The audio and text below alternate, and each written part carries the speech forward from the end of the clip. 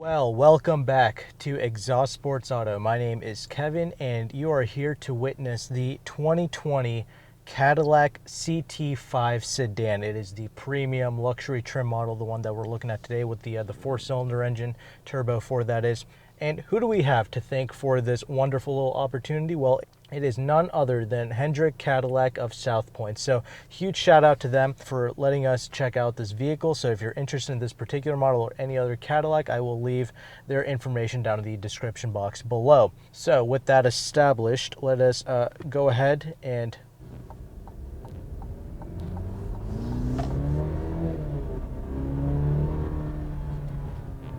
I'm gonna go too crazy because we're still in the parking lot vicinity, but let me tell you three things about this car. So I'm actually a low-key, a little bit of a fanboy for Cadillac. I just love Cadillacs, actually. I actually think that they're some of the most unique vehicles that you can actually buy today. And a lot of people, you know, see we have the traction off here, but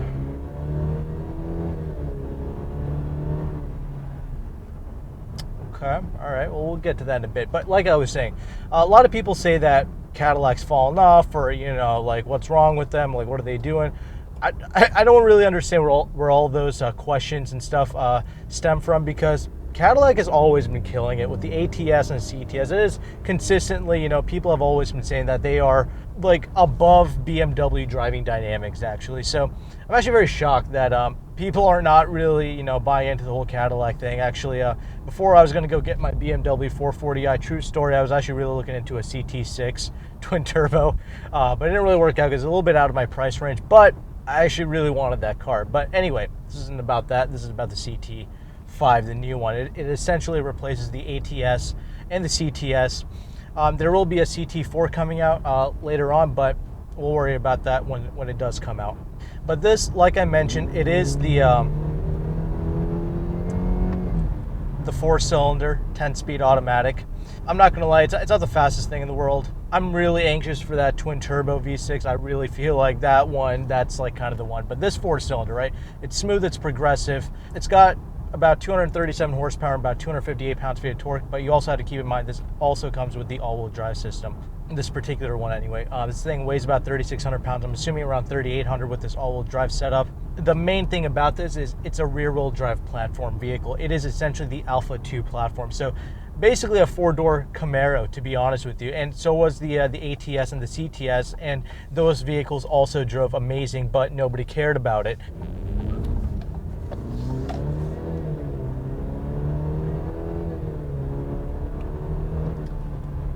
It's almost like it's naturally aspirated, like it kind of just builds up the power progressively.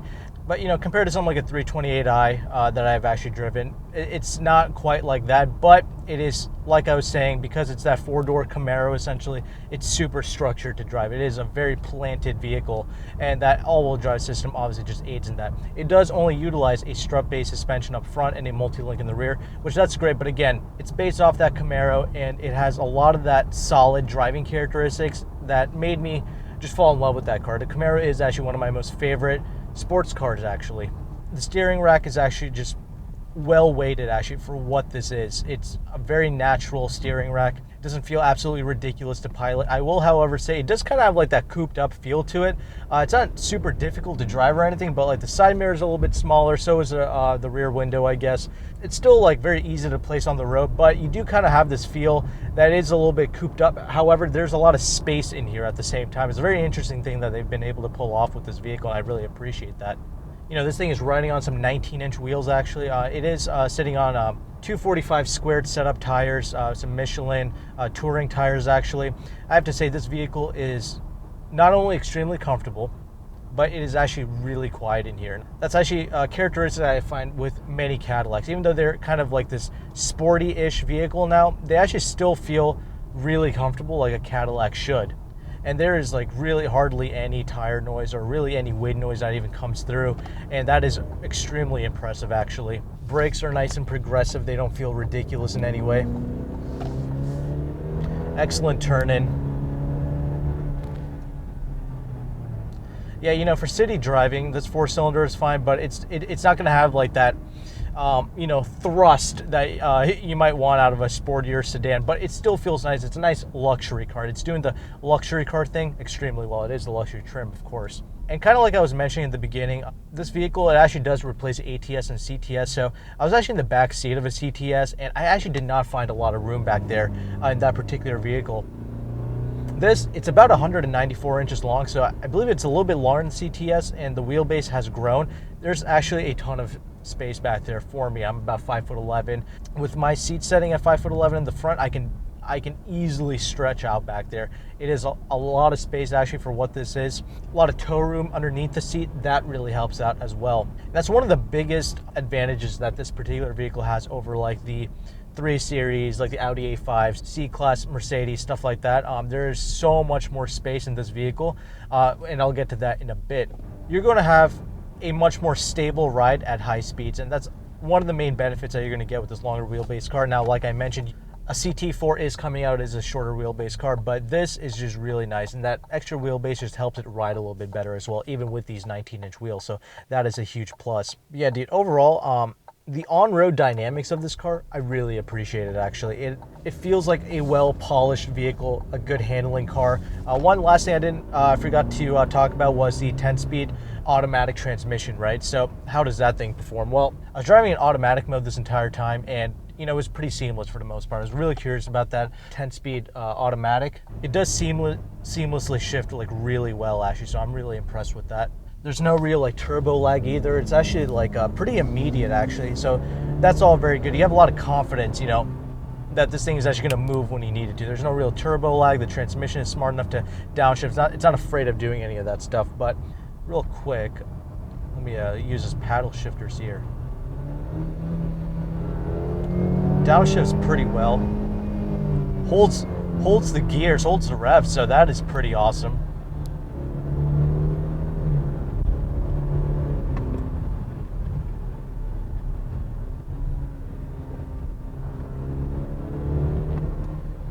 Yeah, you know, this transmission, it does actually perform rather well. However, here's the thing that I've noticed with this transmission.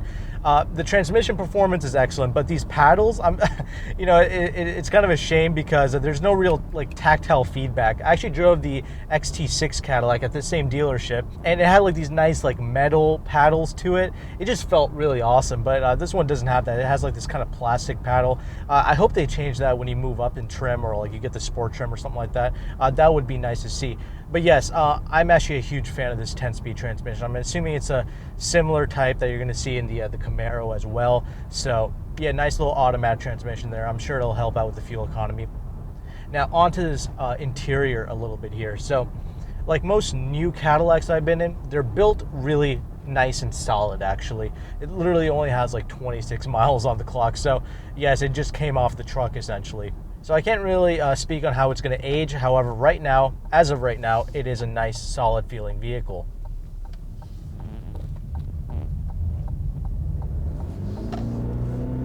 Kind of pivots around the turn. I really like that. It's something that a little characteristic that the Camaro had, actually, just pivots around corners. Nice quality feel there, so I enjoy that. But anyway, you actually have a lot of buttons here for the climate control. It's all completely separated from this screen. I'll get to that screen in a bit, but I really enjoy that, actually. It makes it really easy to use. As long as you figure out where all the little buttons are, it's actually really easy to use.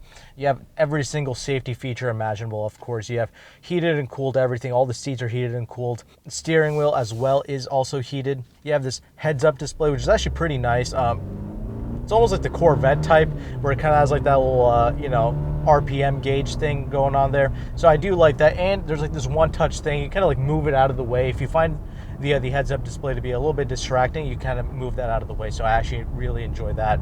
Cadillac did not screw around with the gauges, so it actually has 2 physical gauges for the speedometer and the tachometer. Not gonna lie, the little lettering on the speedometer, it doesn't look, you know, the most premium, if you will, but it does do the job, and it's very easy, very legible to see out of, so that's great. You have this nice little helper screen in the middle, nice quality to all the screens. Just the overall clarity of the screen is very nice in the middle. But now onto the main event here, the 10-inch screen in the middle. I love their new Cadillac infotainment. That Q or whatever that old infotainment that they used was, that was kind of a joke. The quality of the screen was poor, but this is nice, proper, just like the screen in the middle here in the speedometer. This is super crystal clear, and it actually reacts extremely well. You can even use this rotary knob in the middle here. You also have 2 volume control knobs here, so they haven't deviated from the basics, and I really appreciate that. But yeah, everything reacts really quickly. You have nice little backup cameras, different little angles and stuff. You have Apple CarPlay, Android Auto for these models, so that's a fantastic thing as well. This leather wrapped steering wheel is like the correct size. I really appreciate gripping onto it. The seats themselves, super comfortable. I always like these Cadillac seats. They do a great job. It just aids to the overall just ride quality of this vehicle. So the car is extremely comfortable, and these seats are as well. Yeah, I feel like this motor is fine for street driving. I don't think it's a huge issue there, but back to the comfort side of things. Just went over some like pothole-ish things there, and I didn't even feel it, to be honest, so that's great. Like I was mentioning before, the rear legroom is tremendous. That is probably the biggest benefit to this 4-door car compared to the other ones, like the German ones in this class. The vehicle is like pretty easy to get in and out of. I was talking about how this kind of feels a little coupe-ish, but like it's not like a Corvette where you have to, like, you know, do origami with your body. You can actually like get in here, get in and out of this thing relatively easy, and obviously there's a lot of seat adjustment in this front seat, so that's great. But the rear seat's also very easy to get in and out of. The trunk is actually of a decent size. It's a rear-wheel drive car, like a rear-wheel drive platform, but you can actually fold down the seats, so that is a huge advantage with this car. There's no pass-through, like when you put the little like armrest thing down, but you can fold down those seats, and it does make this a very practical car. Coming from a BMW 440i owner, how do I feel about this car, you know, dynamically? Yeah, I do genuinely think that this car will give you the confidence and kind of like the similar like driving dynamics, almost even better driving dynamics actually than a BMW. I can actually totally see that. The only thing that this thing is missing is like the power of the BMW that I currently have. Again, that can be fixed with the 3-liter twin turbo V6. This is only a twin scroll 4-cylinder. Another advantage that this has over the BMWs, obviously way more comfortable. I mean, I'm talking about this car with the 19-inch wheels. This rides so much better than my BMW with 18-inch wheels. So that is a massive, massive advantage that these Cadillacs have, actually. So kind of wrapping up here, I mean, should you buy this thing? I mean, dude, if you like to drive, you know, despite this engine, you know, it's perfectly adequate for street driving.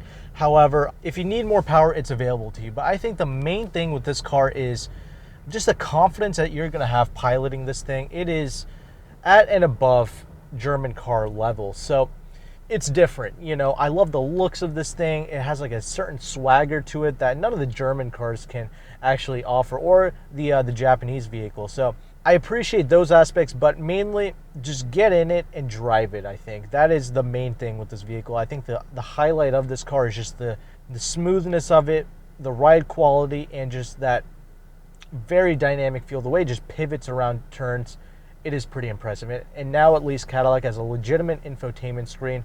Apple CarPlay, Android Auto, of course, like I mentioned. Everything's easy to use. It doesn't feel ridiculous. You know, it got these one-touch automatic windows for all 4 windows. This sound system, it's the Bose sound system. It's not particularly like unbelievable. It's kind of like the Mazda system. It's a 15 speaker unit. It sounds pretty good. It's very clear, at least, so that's good. It's a quality system for the most part. You have a ton of room back here in the back seats and in the trunk. It's a practical 4-door sedan, so I appreciate it for those reasons. It's definitely one that you should consider. It's different anyway. You'll definitely stand out amongst your German buddies. So that's kind of my thoughts. If you're interested in this particular one, if you want to work with this dealership, their name is Hendrick Cadillac in Southpoint. They also have GMCs as well. I'll definitely be coming back here again for other Cadillac products and GMC stuff as well. So that's pretty much everything there. So thank you very much for watching this review. Take care and goodbye.